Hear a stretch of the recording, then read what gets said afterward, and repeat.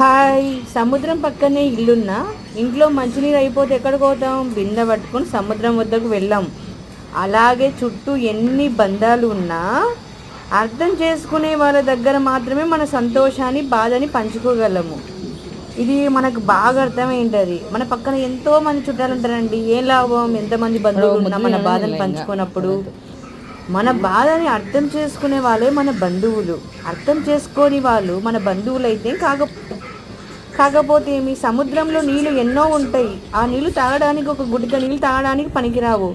అలాంటప్పుడు మన చుట్టూ బంధువులు ఎంతమంది ఉన్నా కూడా ఏమి లాభము? సహాయానికి ఉపయోగపడిన బంధువులు.